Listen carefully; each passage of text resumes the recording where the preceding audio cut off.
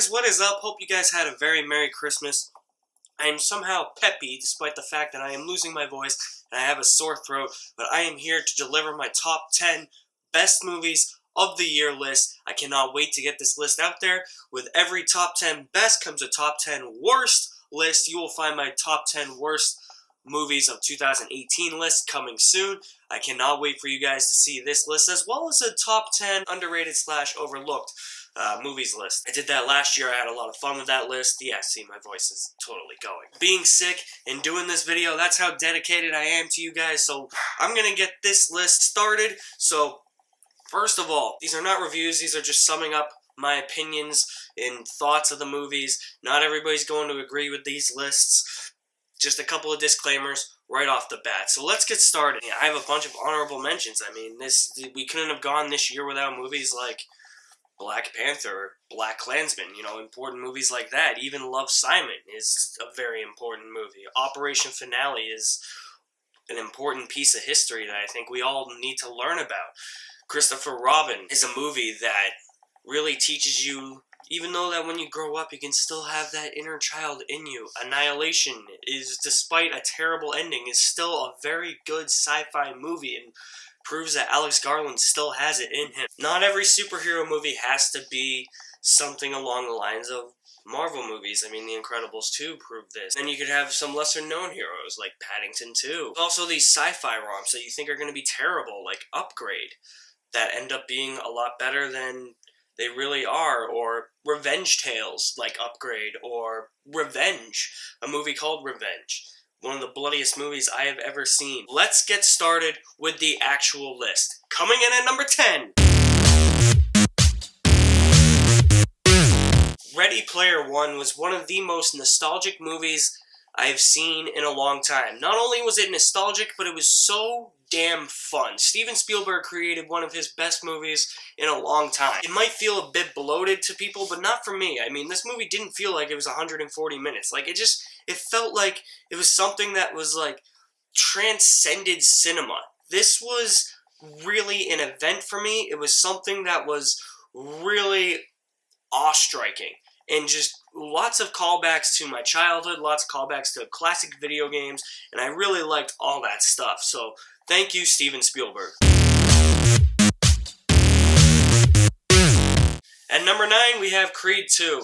Wasn't really sure how this movie was going to turn out, but Creed 2 hit me with the emotions. You got a great performance from Michael B. Jordan. You got great supporting characters. Another great performance from Sylvester Stallone.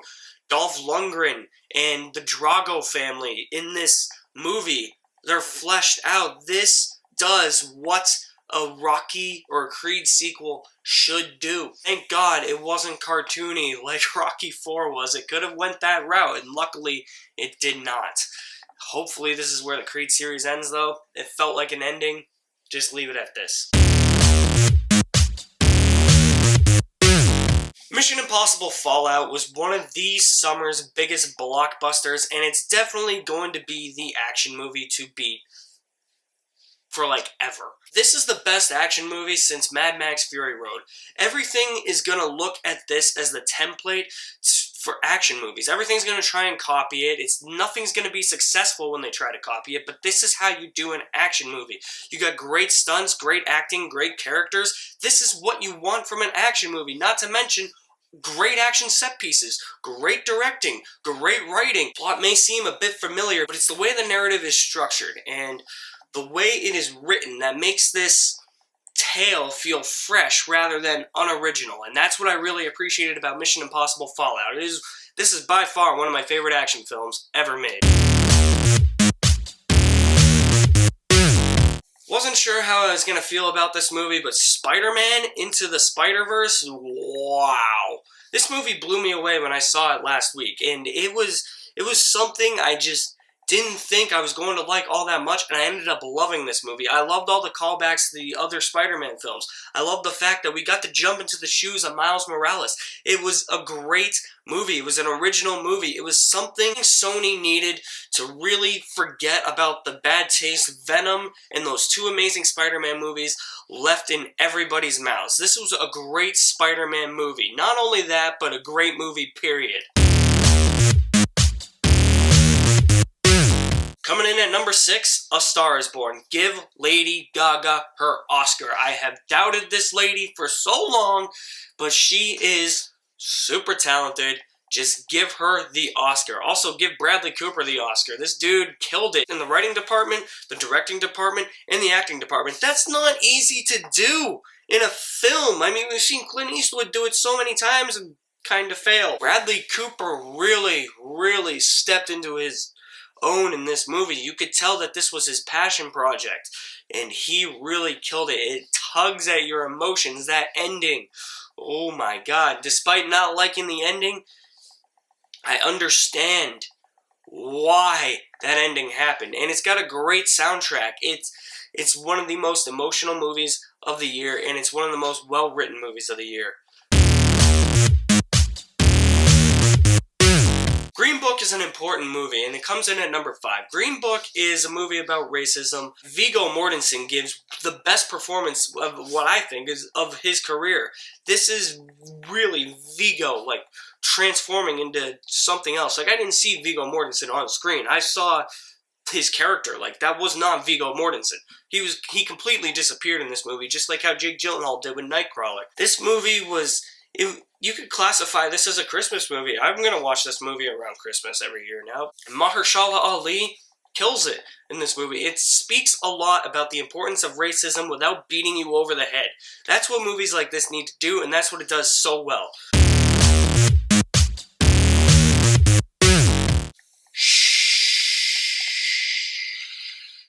Number 4 is A Quiet Place. John Krasinski did such a good job crafting this movie and crafting this story that the idea behind it seems kind of out there and feels like it might not be able to reach its full potential, but this movie does reach its full potential. A Quiet Place really surprised me. I thought that this was going to be like kind of like an It Comes at Night scenario where it was going to get critical acclaim and then audiences were going to hate it, but it seems like it got critical acclaim and audiences really like A Quiet Place. And I really dug A Quiet Place. I like the whole idea behind it where if you make a noise, the creatures come out and get you. Very minimal dialogue in this movie. We don't see that a lot anymore. Performances are really good with what they have to work with for minimal dialogue, and I love the creature designs in here. And I love how it's got a cliffhanger ending. It's like, is there going to be a second one? But who knows? It's one of the most original horror movies of the year, and I really dug this movie.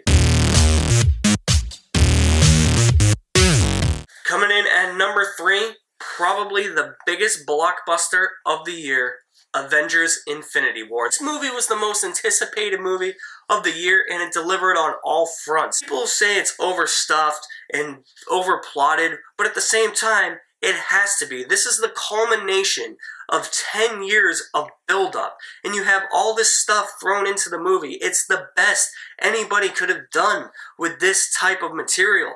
This is the best version of the story that we were going to get, and it's the best anybody could have done. Russo brothers worked their asses off. You can tell the actors are invested. It's so fun and so riveting and just so much potential that is fulfilled, and it's so satisfying. I cannot wait for Endgame to come out in April. It's going to be great. I don't know if it's going to be better than Infinity War, but man, Thanos. Holy shit. This was Thanos' movie. And he stole the show for the entire year. We don't get many great horror movies all that much anymore. We don't get many original horror movies. I already talked about one with A Quiet Place. Coming in at number 2, Hereditary. Oh my god, this movie broke me. The end of this movie, the last 20 minutes of this movie made me not want to go to bed and keep the lights on. Holy shit, Toni Collette. What a performance. Even Alex Wolff, one of the Naked Brothers band guys, wow. This is like art house horror, but at the same time, it's like, we don't get much of this. This is proof that we should get more original ideas with the horror genre and let independent filmmakers make horror films because they understand the craft of horror films. That's the thing. This is a family drama, but at the same time, it's also a horror movie. And it rattles you. It shakes you. The end is just like, what the fuck?